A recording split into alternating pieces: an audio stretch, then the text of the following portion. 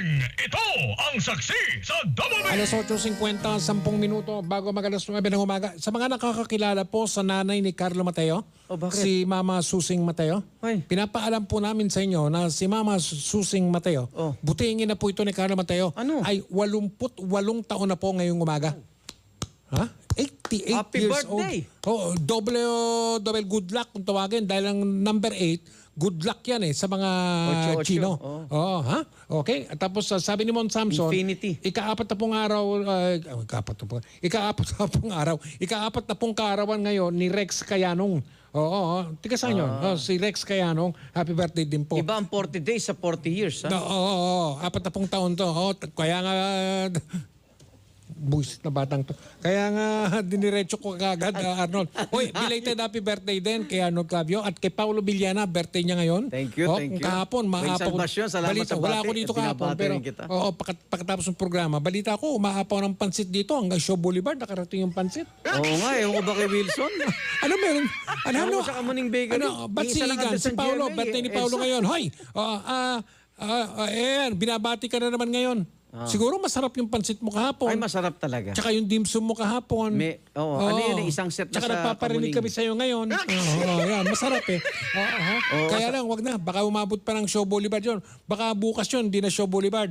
Baka umabot na yun hanggang sa Pasay. At least nag-improve sila. Hanggang Santana. Nag-improve. Ha? Pero nakarating din naman. Oo. O limandawat. Ang malungkot lang talaga, nagdiriwang ka ng kaarawan, pero habang nabubuksan yung komunikasyon, kuryente, totoo yun. tumataas ang bilang ng namatay, pinsalang dinulot, nakikita mo na yung Totoo mga yun, totoo imahe, yun. Mike, ama, unti-unti, ano? Ang lungkot talaga. Tsaka alam mo Arnold, ang isa pang nakakatindig balahibong balita, yung sinabi ni Secretary Anyo, yung binalita niya, kay Presidente niya pa binalita Yung yun. nawawala yung mga May punong bayan. 10 lokal na opisyal nawawala sa kasagsagan ng bagyo. Nawawalang na Wala aksidente dun sa lugar nila. Hindi. Talagang wala. Hindi Nasaan sila? Hindi mahagilap nga. Ba talaga? Ano 10 ba yan? yung mga yun, ha? 10? Yung ang tinatanong natin, 10 lang? Dali sila. Oo, pagpapaliwanagin sila. Baka naman umiikot, hindi lang nakita. Ano? Umiikot din sila, baka hindi lang sila nakita. Ba't yung iba umiikot, hindi nakita? Abay, kailangan nga ipagpaliwanag yan. Ha? Oo. Oo, pagpaliwanagin. Oo, tsaka sample din yan para sa mga susunod na mga ganyang pangyayari sa mga lokal na mga pamahalaan.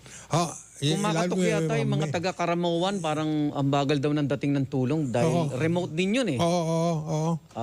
Mga taga-Karamawan. Doon ginagawa yung Survivor Philippines, naalala mo? Oo. Ang gandang lugar niya. Pero alam mo Arnold, merong pagkakataon na wala talaga magagawa yung lokal na opisyal dahil pati sila biktima rin ng kalamidad eh. Oo, nasiraan din ang bahay, binaha rin o kaya, Pero ang importante, nandun sila. Nakikita sila nung kanilang mga kabarangay, nung kanilang kalunsod, kaprobinsya. Sa mga ganyang opisyal, laging huli ang sarili. Di ba? Dahil ang inaasa ng tao. Alam nyo, wala man kayo maitulong, ang makita lang kayo. Nakakalakas po ng loob yun sa ating mga kababayan. Natatandaan ko noon na 2 o 3 araw matapos tumama yung Yolanda. Ano naman yan? Pinapunta ako ng GMNU sa Tacloban. Chopper kami mula sa Cebu dahil wala, sarado lahat. Sumunod ako sa iyo, Ama, di ba? Ganun ba yun? Kasi sa barko kayo, kami hotel na eh.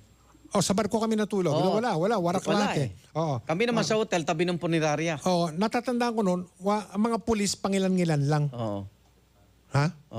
Kasi yung mga pulis, yung mismong bahay nila, wasak din. Po. Yung mga pamilya nila, biktima rin. Opo. Arnold. Opo. Oo. Saan kayo nun? Sa Tacloban? Doon sa sa isang street, may hotel doon na wala namang kuryente. Kami sa barko pa lang dahil wala pa. Yung kwento mo? Oo. Tapos, pero kumpara natin sa Haiyan o Super Bagyong Yolanda, itong Rolly, wala pa rin. Yolanda pa rin. Lamang yata ng mga 10 kilometers per hour. Itong Bagyong Rolly, 2 milyong tao daw ang apektado. Ang Yolanda, mahigit 4 na milyong tao. 4,100,000. Ang namatay dito sa Rolly, sa ngayon, ang tala, 20. Sa Yolanda, mahigit 6,000. ang pinatay nung bagyong yon. At mukhang hanggang sa ngayon, hindi pa nakakabalik sa kanilang bahay yung mga Yolanda victim, di ba? Yung sa Tacloban. Hindi pa tapos yung pabahay may ni 1 milyon, Noy. may 1,800,000 nawawala pa hanggang ngayon Sa Yolanda yan. sa Yolanda. Natabunan talaga. Oo, tingnan mo ha.